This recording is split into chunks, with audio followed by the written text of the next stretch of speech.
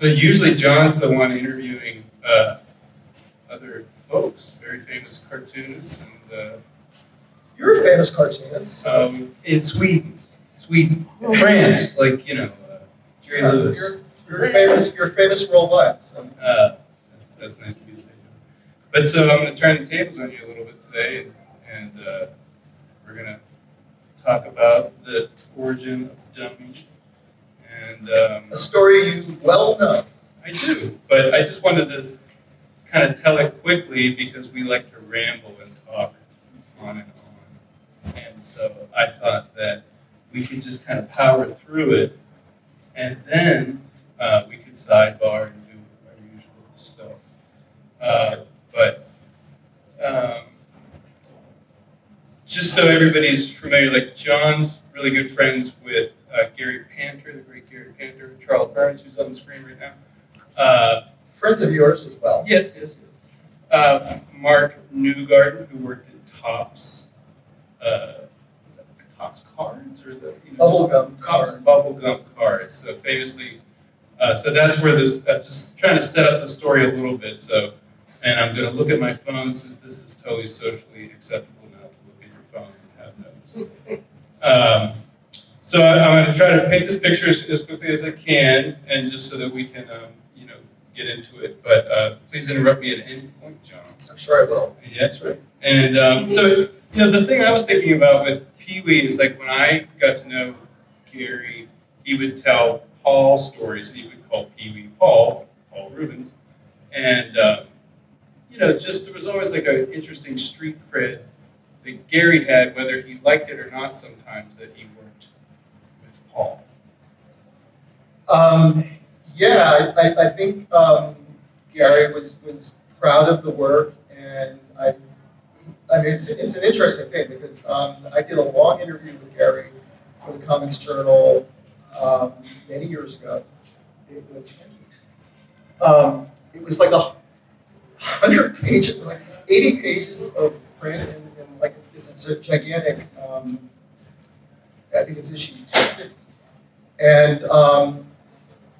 When we were talking, I'd go over to his studio and talk to him for the interview, and I went over many times. And we, as part of it is, of course, we're talking about the Pee Wee stuff. And he would always be sure to include the other people who worked on the show. Rick Heitzman and Wayne White especially, but there were many other great artists who worked on This is true about Gary. Gary would always bring up those other names. He would always talk about how it was. But he was one of the few people that didn't abandon. Paul was kind of a difficult guy to work for, from what I've heard, despite the documentary, which is wonderful, but just Paul was a taskmaster. Yeah, I've heard. A lot of geniuses are very difficult people, But Gary was okay with sometimes that was his most famous role, like an actor. Like I've accepted that I'm just Indiana Jones or whoever. Like I'm always going to be Indiana Jones or something. So Gary was always okay with that. But for example, like my aunt, who was a great Pee Wee fan, who saw the show in L.A. When she was a student. When I told her I was working with Gary on a project, she was super excited, and I got him to draw something for her. But he would make that effort to always be cool with people who were cool with Pee Wee, right? Yeah. There was a street cred about that, so I'm just trying to set this up. Like we're in this place, the Heinz History Museum, and there's a great presence of Fred Rogers here. And I sort of wanted to make a little bit of a correlation, respectfully, between the Playhouse and Mr. Rogers' Neighborhood, and just the sort of TV reach of that, and just that the idea that Pee Wee was such an important thing for people. Some people grew up with it, but also people who came to it later. Like, what was your sense of Gary and other people who worked, like, because we're going to get to Kaz and Mark Newgard and other people, but, what was the sense of being around that show for the artists that you know that were? I think they had a lot of fun working on it. They were given complete creative freedom. I think the thing about what I think I wrote something about this in the first issue of Ducker is I said perhaps Paul Rubin's greatest example of his genius is that he surrounded himself by really talented people and he let them do their work, right? There was certainly creative control that he had the final word on stuff, but he knew how to bring in the right people to get his vision across. And Gary, I think at a certain point got sick of drawing that character, and doesn't want that probably to be his legacy, but he certainly doesn't deny it or get mad if he, when I started that issue after Paul Rubens died, right? That's right. That's how. Okay, so part of this origin story of how this came up was Paul had died, and then I think you went to Mark Newgarden's class at SVA, and I'm sure you guys were talking about it. But Mark Newgarden worked for Topps Bubblegum, which created the trading card series. Yeah, there was trading cards, and there was all kind of Pee-wee memorabilia, toys, and all kinds of stuff. But there was, what would you call it, like a style book, sort of. There was this giant sheaf of papers. It was like, I didn't bring it, but I have it at home. It's right next to my desk still. It's a very thick Xeroxes of the original art of Gary's sketches and other people's sketches and drawings and stuff. And some of it is the original art that made it into the actual published materials. Some of it isn't.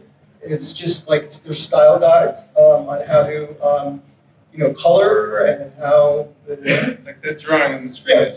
Right. Well, that's exactly it. Right. So that's a breakdown of how Pee-wee should appear in any printed. So it's like the air freshener company called. They could just use that. They would, and Gary was in charge of all the aesthetic, approval. After there were certain things that Paul Rubens did not want to do or whatever. So collaboratively, they worked on coming up with what things should look like. Okay, so there's this giant stack of. So you come to my house. John and I would try to have lunch on Friday. I think I brought it over. Yeah. So you brought over this big sheet of papers, and you were telling me what it was. But as you were telling me, I said, give me. Yeah. And I have a full-size Xerox machine. You made a copy for yourself. House, and it took like an hour. You can't just put it on the top feeder and run it through. Yeah, you ran them off. But all I wanted to do was oh my God, I'm making a copy for myself. Right. And so he's telling me, well, I was in New York and I went to Mark's class, and that was Mark's. So Mark had two copies, yes. And he gave me one of his. Okay. And so this is how I remember it. The timeline might be a little bit different. But then you went to Mark's class that was about zines, and you were showing some of your old zines, and you actually asked me for some of my collection of stuff to show to his students, and this is just how I remember it. Then you had mocked up a cover. So that was after the week that you came by. I gave that class a couple of times. Okay. Right? The first time But just cut to the chase about, you made the cover. I had a PowerPoint ready to go to give this talk about how cool it is to do zines, right? And I was running through the PowerPoint, and I was looking at it, and I just said, I'm such a hypocrite. I'm like, you made a zine, but it was 30 years ago. Right. It's like, I haven't made a zine in 30 years, and I'm telling everybody how cool it is. Go out and make your own zine. but I hadn't done it myself, and so I felt like an idiot. And so I mocked up a dummy copy of a zine if I was going to do one, Right. and it was the Pee Wee Herman thing, because I had all the materials. So, okay, but then that's when you got the sheet of papers. Sheaf of papers. You came over to my house. I was making a copy of it, and then from what I remember is that you sat on your laptop, and because for those of you who know how to do this, like you make a magazine, you can have signatures where it's just all art, and then you can have signatures where it's just all text, and then you can interleave them and just have a make-ready magazine. So Right. I would call them make-readies, and we would call it a print dummy. Okay, but hold on. We were trying to use arcane terms. But yes. you were literally just making it on your laptop. You were like printing out. You already had some stuff. This is what I recall, and we made one copy, which is going to roll up on the screen sooner or later. It just did probably. It's this is what that's the we one. made 2 copies actually. Okay. This is one, and you have the other one.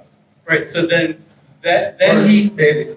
then you took that and virtually showed it to Mark.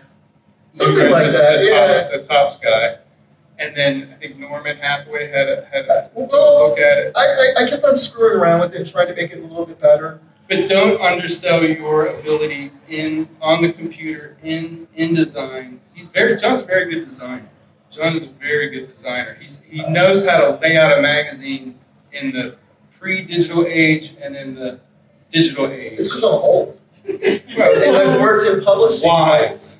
Well, I've worked in publishing since I was So teenager. okay, so we make the first one, but then to me it's done. It's like we have some stuff, and then John's like, no, I want to tweak it a little bit more. So he goes back. He comes back the next week with more pages. When you ask John to write 1,800 words, he comes back with 18,000. And so it's bigger, better, now, and so we make a new one, and that has the blue cover. That's this one. Yeah. So then I have one of those. Yeah. Okay. And then And then I was just futzing with it, and I have a bunch of friends who are incredible. Thank you for saying I'm a graphic designer. I don't really see myself that way. I have some friends who are incredible graphic designers. Norman Hathaway is one of them. And I sent him some mock-ups of my stuff, and he said, all of it's great. He said, except for the cover. also I'm a big fan of. I have a typewriter, and I like to just make typewriter. So yeah, we were using. I think John was using a typewriter font Blowing it up. just as a default. So we were making it super punk, Right. Right. And then Norman said, get rid of the. Get rid of the time, And then Mark said, you can't just call it the art of Pee Wee's because that was you the didn't want to get sued. Well, that was the thing is that John didn't want to bum out his friends. So his friends, like if you make just a few to give out to your friends, then it's going to get back to Gary or Wayne or somebody, and they're going to be mad that we bootlegged. It was more the estate of Paul Williams. Okay. Yeah. But still, so anyway, so you have it as on the screen. It says the art of Pee Wee's Playhouse, and Mark said, well, you got to call it something. Call it John Kelly's magazine or something, And so He said, I don't care. It's got to have a name. You got to call it something. I don't care if it's called. But you had been carrying around those ones that we made, and we're calling it what? My dummy, right? This is the dummy of the zine that I would do if I was going to do a zine, but I'm not going to do a zine. So now this is like the second week, or maybe the third week. So It happened very fast. So, but we're making it all on the copier. So he's coming over with new printouts, new text, new whatever. I'm still making it on the copier, and then you knew about this stuff, but I don't think you knew how advanced print on demand had become in the last few years. I didn't have to know because I wasn't doing it. Right. Okay. Yeah. Like you knew it existed. But, Sure. But then I didn't. My machine could run off 25 or whatever. But you already had 100 friends practically who would say they wanted it. There were like 3 people who said. He's being modest. But there was enough people that were like, I want one, I want one, I want one. And so he printed 100 and I very reluctantly printed 100, thinking that They go in the basement. 10 years from now, there'll be 97 of them still in the basement. Right? And then what happened? And then I had them, You put it on your and I liked the way that they looked, and so I just posted on your social media. on Facebook. I just posted a photo, and I said, I made these, if anybody wants one, I just, DM me or like whatever, send me an email, and in like 2 hours, they all disappeared, right? So then I went, oh. I think many of you in this room know how hard it is to sell 100 of your self-published magazines. So that was great. And then you did what? Well, I made enough, I sold them. So I made enough money to, I said, well, I'm going to print 300 more, and then those will not sell, and those sold in a day. Right? So then I was just like, what is going on? So in my... And I printed a lot more after that. Right, so in my world, that's a hit, I'm happy. It sells every day. I mean, it's not... No. Okay, I go to the post office but this every day. was before the Pee Wee documentary came out. So he had these waves, like there was... That was a whole other... There was like, Paul had died, and then there was this kind of like, oh, it's Pee Wee, but then it's also Gary Panther, it's also Wayne Wise, it's also Kaz... Charles Burns, it's Charles, all this stuff. but also, Kaz now more famous for SpongeBob than anything. But okay, so you do that, and that's exciting, and then the documentary comes out, and then it's like a whole other sellout. Okay. Right. Yeah. No. There's been a number of spikes and peaks, and that's great. But stay with me. So now you're doing like this underground thing. You know these underground people, and then Sherry Flanagan and other people who. So the way you segue into issue 2 that's on the screen now is a really interesting thing for me, because you could just keep doing Pee Wee issues. Oh. Right. But like that's not John. John's taste is and curation and skill is to be able to like take this new readership that might just be interested in Pee Wee and then show them this stuff that they might not know anything about. Right. So do you want to talk about the second issue? The second issue was like, I was like, okay, now, so after the first issue, I was like, Jesus, like what do I do now, right? If I'm going to do a second issue, what do I do? And I had a number of ideas, if you remember. Some of them were bad ideas, and that's okay. I mean, I have a lot of ideas, and a lot of them, or some are good and some are not. But what happened was, the intellectual property rights for Mickey Mouse, for Steamboat Willie, That's right. expired, and it became public domain property, right? And I was kind of going out of my mind reading all of this online posting, like incorrect stuff. Just for background, I worked for a long time, for years at Columbia University School of Law. So I had friends and colleagues who were intellectual property professors, and they taught the Air Pirates case. So for the people in the audience that don't know what that is, just give them a really brief. Okay, so the Air Pirates were a group of very talented young underground cartoonists who in 1971 printed these very exacting parody comic books of Mickey Mouse that got them into an awful lot of trouble. Took up 10 years of their lives in court. The case went all the way to the Supreme Court. And it was an insane story in many, many ways. I also was fascinated by that story, had written about it before, but initially it was just like, I was thinking that I've been writing for the Comics Journal since 1990, right? So I thought, I think I'm gonna write a piece. This is even before I thought of doing the issue. I was just like, there should be a piece explaining exactly what's okay to do and what's not okay to do when it comes to intellectual property of characters like that, right? And most of it is, it's not okay, right? You're gonna get into a lot of trouble, especially if it's Mickey Mouse and Walt Disney, right?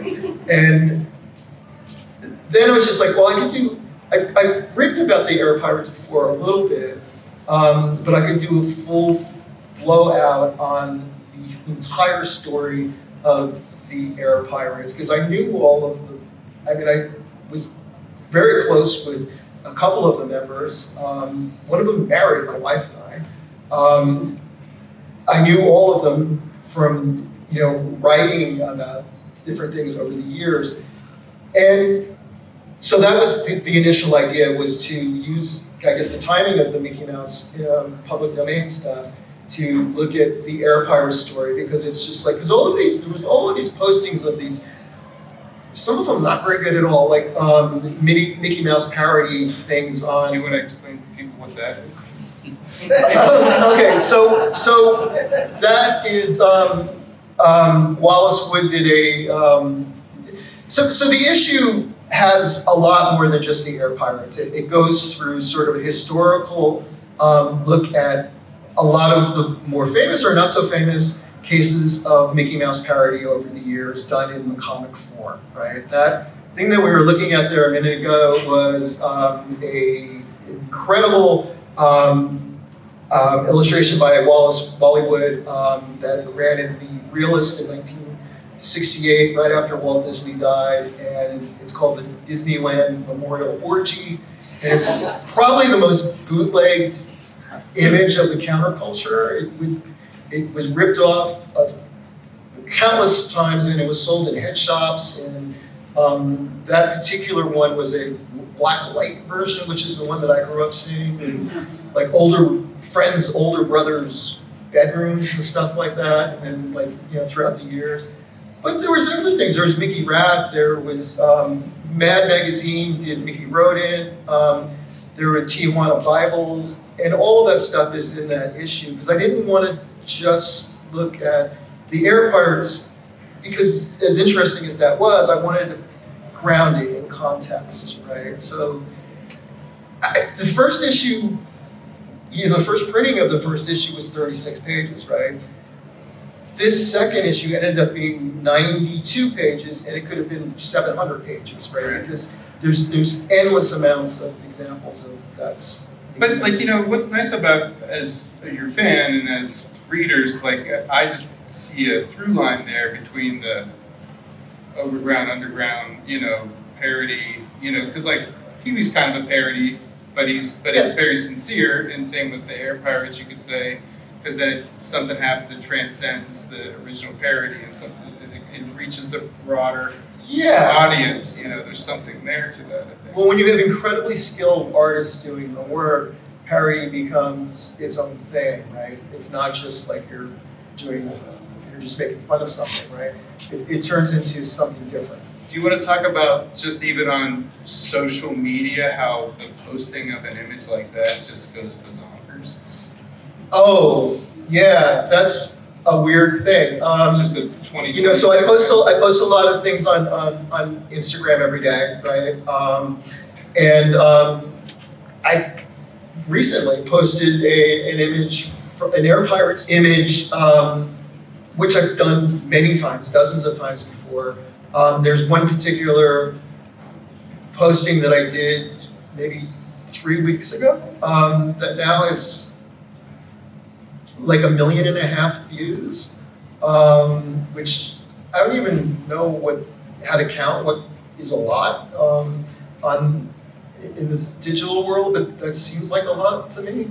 I mean, I have a lot of posts that get 10,000 or 50,000, but millions is right. But if I may, but this folds back into then it's this different kind of advertising for your magazine, and then sometimes you'll see, these spikes in sales simply because of something that catches the algorithm, randomly captured, which is what we all want to do sometimes as our own little entrepreneurial presence in the world or whatever. But what's interesting when I see John doing is that because he's, he grew up with print media, and so trying to for you to make sense of it for yourself, like you're doing right now, it's kind of fun for me to watch, because you have a different attitude towards sell your magazine type of thing, and I just appreciate it because it somehow actually reaches a broader audience with things that they want to engage with, you know. And so, I mean, but like how it seemed so conscious when you were making those two issues, but now it really seems like a really great through line between those two issues, you know. I think that there's a whole, you want to like tread the line of not being like, you know, like you don't want to like be throttling people and say buy my stuff, right? So I don't know. well, lots of people don't have a problem with that, right? But I do. But I want to post things that I find interesting, and which is the only thing that Dummy is. It's people ask me like, what do you cover? You cover the underground? It's like I'm like whatever I think is cool, you know, whatever I find interesting. That's what it's going to be about. And also whatever I don't really understand, right? Because the only way that I completely can understand something is to write about it.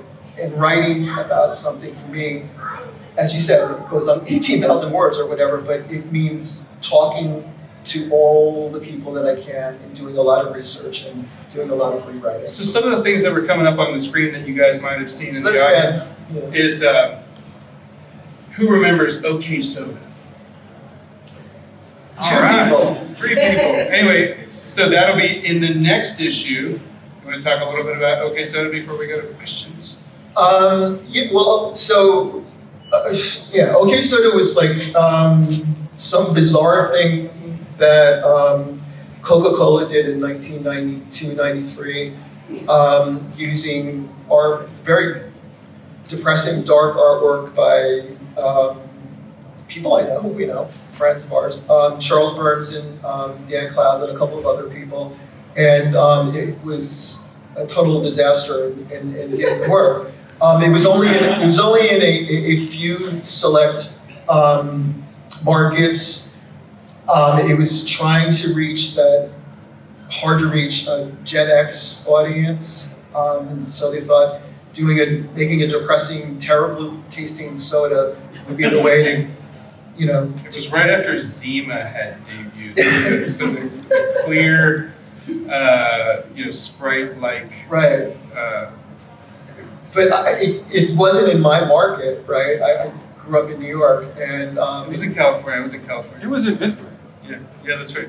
it may have been in all those places. It wasn't in New York, and there was no internet. But so right? what happened again? You got the style book essentially again. You like. I did, yeah. Was it Charles that had it or Dan? No, a friend sent it to me, and It was like a folder that had a bunch of. it was a media kit with all of this, Press release. well, more than a press release. It was the kit, not dissimilar to the Pee Wee style kit. So it was like a breakdown of like how all of the images, this is the branded stuff, and this is how it should be presented and everything. And it was written in this tongue-in-cheek, you know, way that the whole campaign was. But I didn't know it was only years and years after OK Soda failed that I heard anything about it, because there was no internet in 1992, 93 when it Oh, that's came out. right. You did. That's right. I had no You just- idea. But people, you know, I knew the guys who did the artwork, but it was just a commercial job for them, right? And when people started talking about it, I'm like, okay, well, what are you talking about? And they're like, oh, it was a soda with depressing art done, you know, trying to get slackers to buy soda. And I go, there's no way that happened. There's no, you know, because I had worked professionally in marketing, right, at famous places, right, places as famous as Coca-Cola, right. And I was like, there's no way that somebody greenlighted that. There's no way that anybody would let that go. You're just bullshitting me. There's no way that actually was a thing. And it turns out it was. So I have a thing in the next issue where I talk to Dan Klaus and Charles Burns about it, and also people from Coca-Cola and everything. And it's still like a bizarre thing, but I'm not making fun of it. I'm just trying to understand like how it happened, and then also from their point of view as the artists, what it was like to do something so stupid. Sure. Do you want to just bring it back to like making the magazine one last time, and then we'll go to questions? But because sometimes people come up to you and they say like, "How did you get this magazine? Like how did this?" Like as if you got this job or something. Yeah, right. So I've been writing for the Comics Journal since 1990. For those who don't know, the Comics Journal is like the New York Times of comics, fanzine magazine or something. It's Well respected. At least at that time when I first started working, and I think today still, it was kind of the place that really gave a hard look at the comics industry and But can we sidebar into like, so John did write for the print journal, but then in the last 20 years, the print journal has sort of...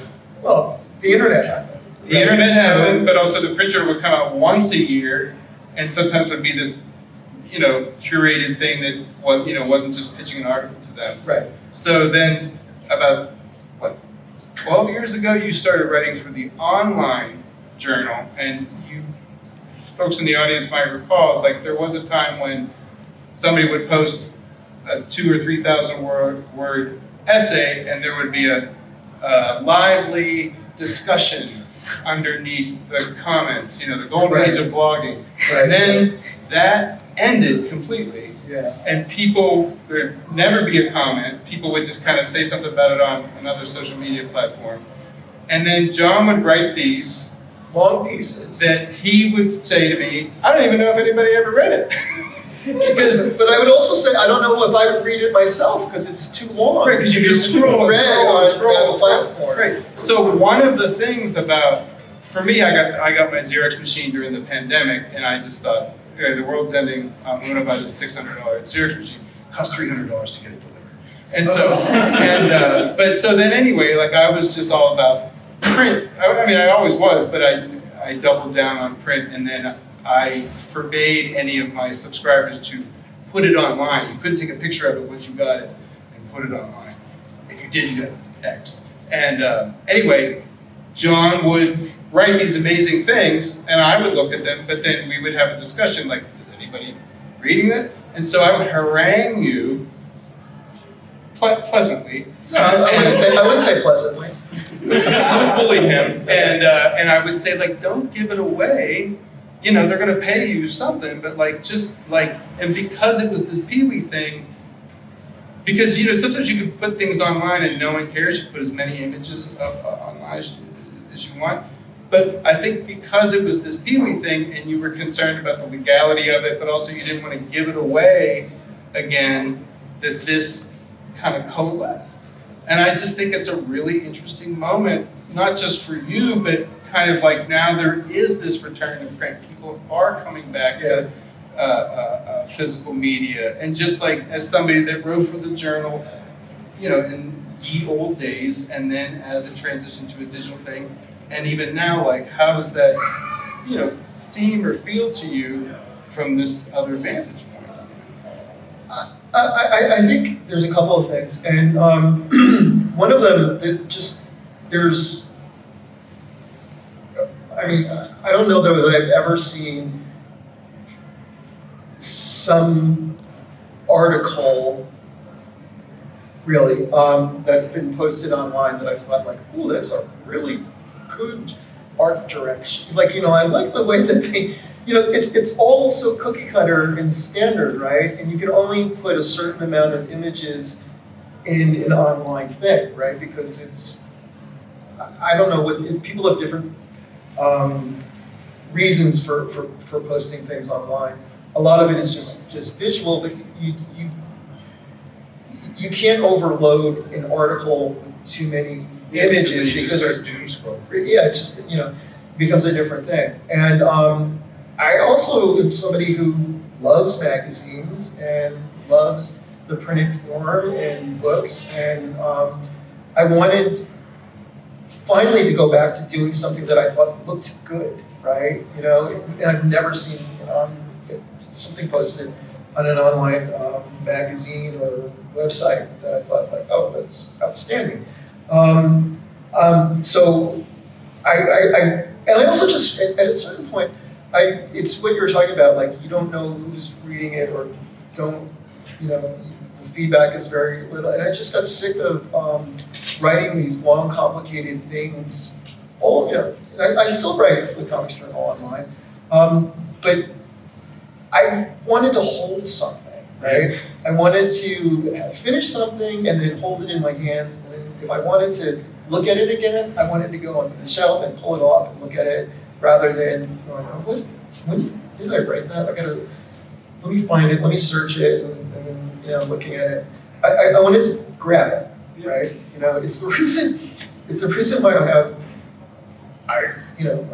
multiple copies of many books, right? Because I can't find one of them sometimes, so I'll just buy another. But I think this has just come along at this interesting moment in our culture, who, for people like you and I who are, collect things and love old magazines, like you're saying, but the journal has changed. There's not that many print publications about things that we like in this arena that are very well written or very well designed. There's lots of stuff lots of stuff that goes up and down the chain of low to high. But whatever I feel like you're doing, you were able to grab all of those things that you have experience with, and it's just, I can't over accentuate how much of a hit this is and how happy I am that this thing that you made on a copier and then kept pushing, because I would have been fine with it being the low culture thing, right. And you went for it, and because Johns also has two masters in fiction writing, and he participates in a different world than I do, and I just mean that in a respectful way. Like, you have a different reach, and you get a different respect sometimes, and so I think you've really just touched a nerve, and I'm just watching you do it as your fan. It's just really exciting, and it's like I always knew you knocked home runs out of the park, but boy, like, is it exciting to see those 18,000 word essays that might have gotten cut down by an editor or something. Like, you're going to polish that up and make that the way, what you want to do in your magazine, and that's just super exciting. So, like, Well, thank you very much, and I just want to just reiterate it, that none of this would have happened if it wasn't for you. That's very generous. It's not generous, it's the truth. I just wouldn't have gotten around to doing it, right?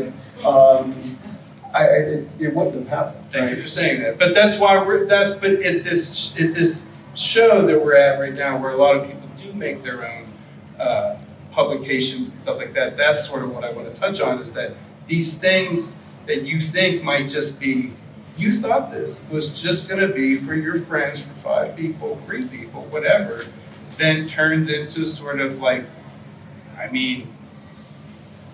sales are sales. It's like, you could say a career, but like, this has really changed how you operate in the world. Like, you're busy all the time doing this stuff.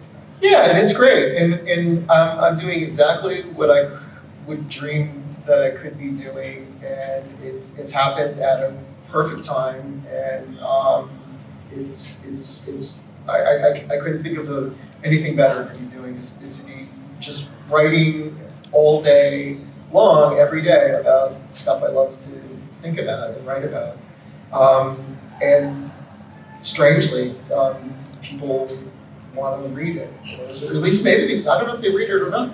They want to look at the pictures, I think, and that's cool. That goes a long way, yeah. But that's part of the whole thing. It's curating the right. But that's also what is cool about comics too, is that sometimes it's just you like that artist and you just But, right. But so I'm not let's judging that. Like, people, for whatever reason, they sure are interested. So let's try to maybe get a few questions. There might be some Paul Rubens questions, might be some Gary Panter questions, might be some Mickey Mouse questions. Anything anyone wants to talk. I there's can talk anybody- more about the next issue. Yeah, we can talk about whatever. Or Talk about issue 3. issue 3. Issue 3. The way I describe it is it's a mystery, and it's about mysteries, and not like Sherlock Holmes or stuff like that, but it's strange things that I personally, maybe others will find mysterious, right? Things that I don't understand. So some of them have some very famous, in my world at least, in the dummy world, people in it. People in the next issue will include Gary Panter, Charles Burns, and Daniel Clowes, and Jim Woodring. Mark Beyer may be in it, maybe not. He might go into the issue number 4, still up in the air. But I'm much more excited that there's a couple of pieces in there that are about people that nobody knows anything about, who are bizarre and amazing artists. And that's what's exciting to me, is that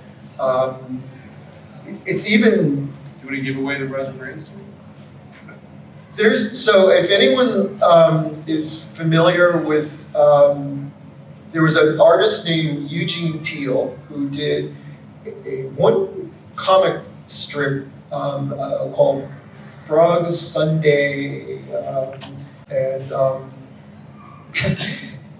nobody knows anything about this guy at all. Even my friend Bill Griffith, the cartoonist, once told me that when he was editing Arcade with Art Spiegelman, they hired a private detective to try to track down Eugene Teal, and were unsuccessful.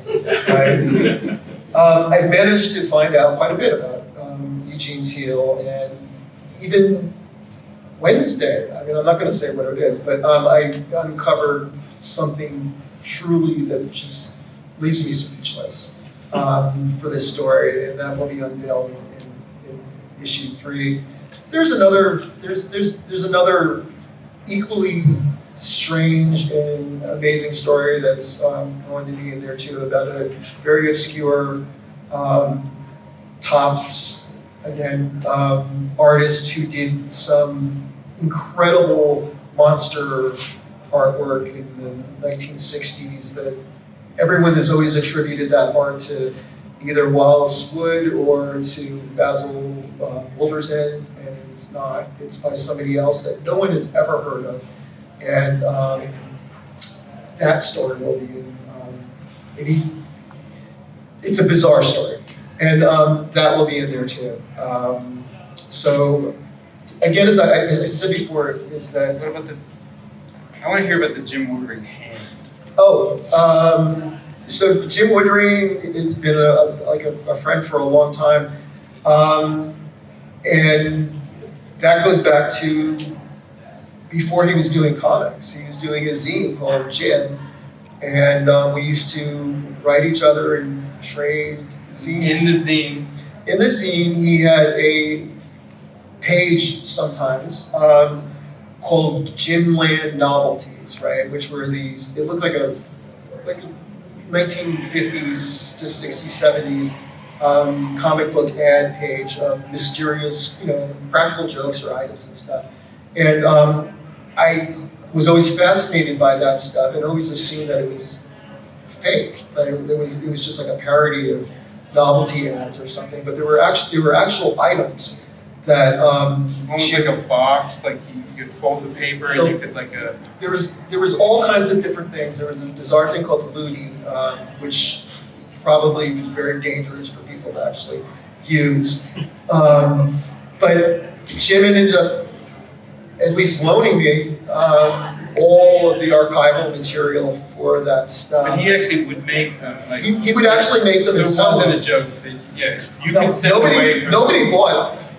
I mean, a couple of people bought some of them, but hardly anybody ever bought any of them because they appeared to be joke items, but they weren't. They were actual items that he made. So one was like, I don't want to give it away, but it was like a box that, like, you folded the paper and it made. No, it was an actual box that he made. It was like a visual thing that you looked into, and it had mirrors in it so that your eyeballs were looking at each other. It was called the Ludi, and it would cause distress if you actually did it. Your body is not built to actually look into your own eyes, apparently. So he stopped making them, but I have one. I wouldn't advise looking into it, but it's interesting to think about, right? And so I talked to Jim, and Are you gonna offer Looney in the new? No, I'm not, but I'm trying to convince Jim to actually start making them again, and he may make a couple. They're very complicated and hard to make, but and I think he sold them for like $5 or something. So there were all of these original and handcrafted items that he used to sell for like nothing. That probably if you put them on eBay or Heritage or something, they would sell for a lot of money. That anybody could have gotten for nothing years ago.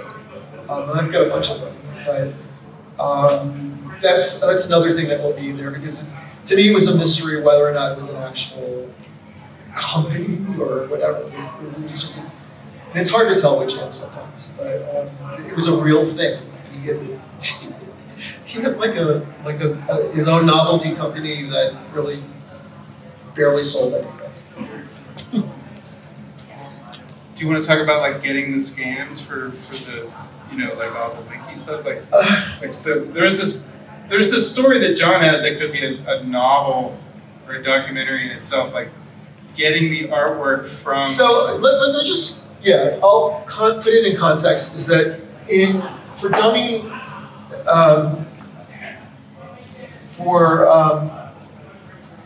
so one of the things that I do is it's extremely important for me that all of the images that I put into Dummy are either scanned from the original art at the highest possible resolution, or they're scanned from the actual source material. So if it was a printed comic book cover, or that is,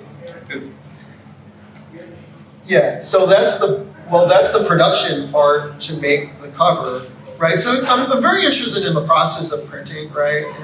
And one of the things about Dummy is looking at that because I'm interested in it. But if somebody had this, he wouldn't accept their scan for it. It wasn't good enough. Right, because it usually wouldn't be high enough resolution for the printing at the level that I would want it printed at, right? So like that image, if this means anything to anybody, but like you can find a version of that image on like the Heritage Auction website, scanned in at 300 DPI, which most things on the internet are at 72 DPI, so people would think 300 is sufficient but it's really not. This is 600 DPI. Anyway, I had to bring, I had to, at least in my mind, find the actual original art, which had been traded over the years to various people. Bobby London did the artwork for this, and I don't know why, but he sold it, and it had been sold a couple of times, and it was impossible to track down who actually owned it, but somehow I did. And then once I found out who owned it, trying to arrange getting a scan of it was very difficult but somehow it worked out, and I ended up at least for a while, having that original artwork where I was able to bring it to a imaging center and scan it in at. They were like, well, all right, great, we'll take it, we're going to put it tonight. He was like, no, I need to be present for that. That image is, so that's an image that went all the way to the Supreme Court, right? So it's one of the most historical pieces of art in comics history, at least to me, at least, So I wasn't going to just drop it off at some place and then have them lose it or damage it or something. So they ended up letting me actually do the scan, which was pretty cool. And it was a gigantic scanner, like about twice the size of this table. And it wasn't cheap, but it was worth it to me to be able to get the best. I wanted like all of the images to look like the actual thing, so that like it was as if the art itself is sitting on the page. And I don't know if anybody else cares about that or not, but to me that's extremely important. It's to honor the art, right? To make and that's part of the whole design of aesthetic of Dummy too, is to make the art the star, because that's important to me. The art really means a lot to me. So put a lot of time and thought into making sure that everything looks as good as possible and choosing the right images to help tell the story. It definitely shows. I mean, John's a great designer, and he has a lot of help, as he mentioned earlier. But it's so. The best part about for me reading this was I could stop.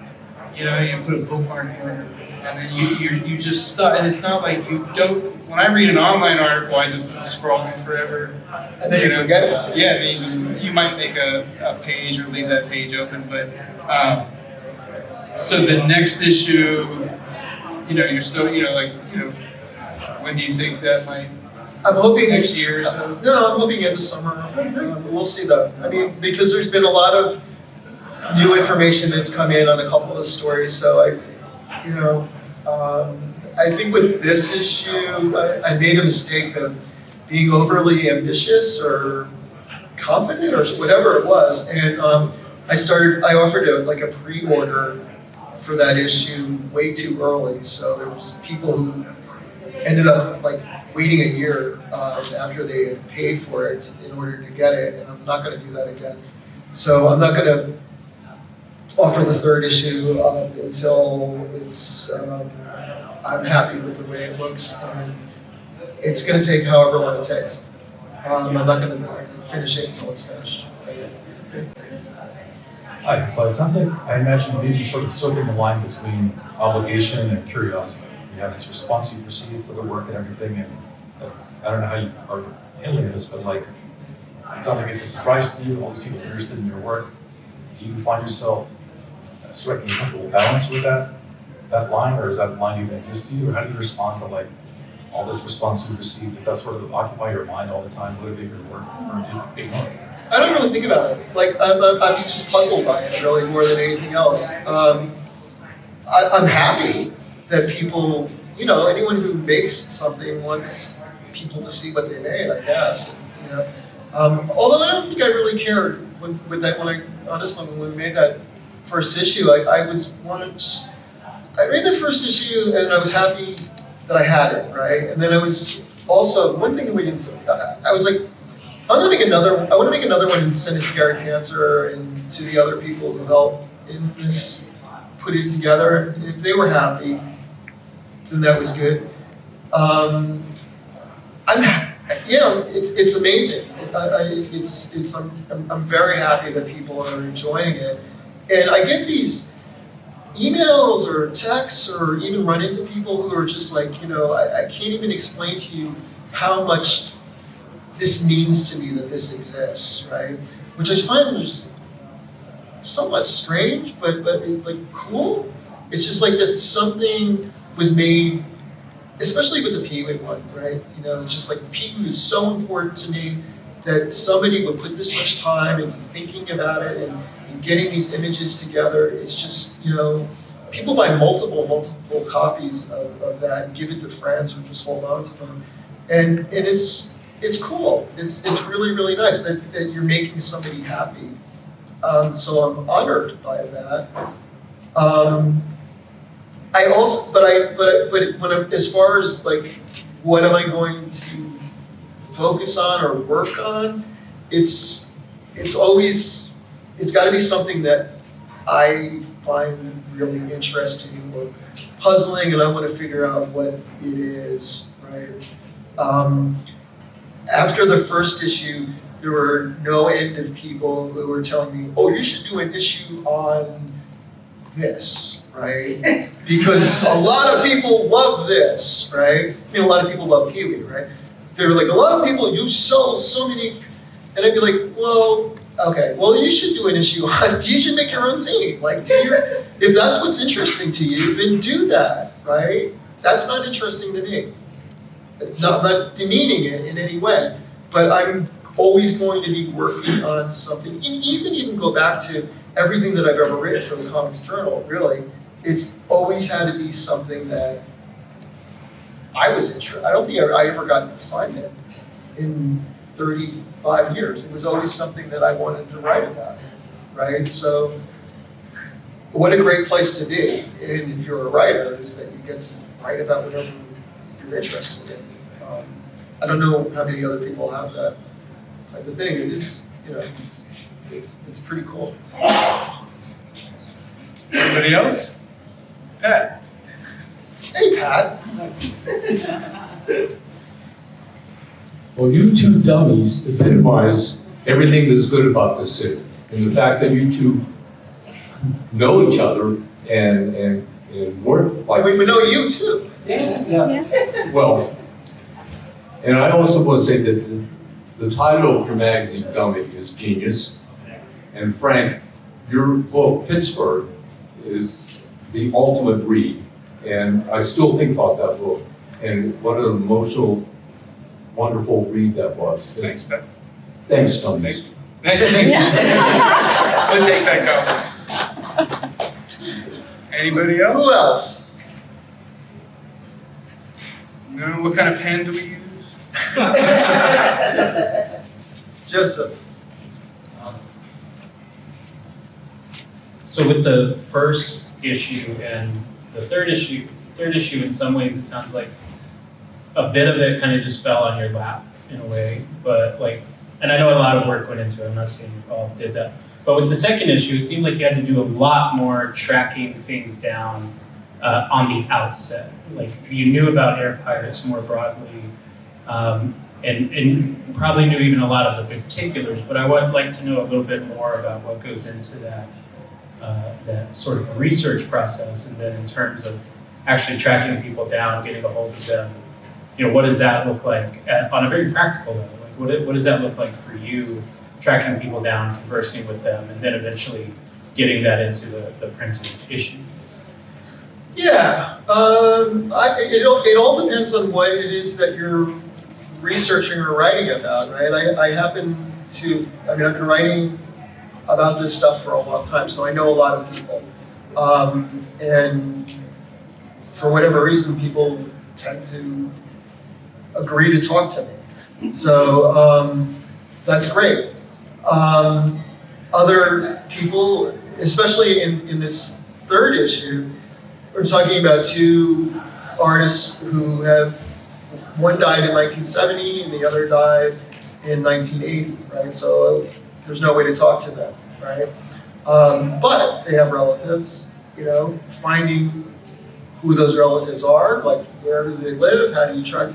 It's a lot of work. I also have a couple of friends who very generously are amazing researchers who sometimes they'll say, look, I can't find anything about da da da da da. Can you work your magic? And that happens too, right? It's kind of like I was talking a little bit about this before, and I'm not comparing myself in any way at all to Paul Rubens, right? But I think I am smart enough to surround myself by really smart, talented people, right? And I love collaborating with people, and I love working on projects with people, and there's some people who are great researchers, great designers, great color correction people, know more about me than lots of things, and I welcome their input. So, but part of it's, some of it comes down to luck, right? Some of it is just not giving up. Some of it is just, the thing that happened on Wednesday is so utterly bizarre because it's something that not just me, but any number of other people would have Googled these terms. I must have done it 1,000 times and nothing ever popped up. And then on Wednesday, all of a sudden, like the Holy Grail was sitting there on my screen in front of me, right? And I just could not believe what I was looking at. And what happened was, looking at the source of the URL, somehow an image got behind some places and institutions' firewall. and then all of a sudden the image was on the screen for maybe a split second, or I don't know how long, maybe it's still up there. But I happened to be in the right place at the right time, saw it, recognized what it was, and then I was able to track down the person. It was a photo, and I was able to track down the person who took the photograph. And within hours, I was talking to the person on the phone, and he was giving me the original artwork that I had been searching for 30 years. And it just popped up like that out of the blue. And how does that happen? I have no idea, but I'm very grateful that it did. Because it takes something that's interesting and mysterious and bizarre and weird, and you'll never figure this out, into a whole other level. And that's, when that stuff happens, it's extremely exciting. And it keeps you going. You could do a meta issue about the process of, issue about that. Deleted scenes. Is this an indication that we're done? Yeah, that's where it is. It's 1 o'clock. Okay. All right, so everyone.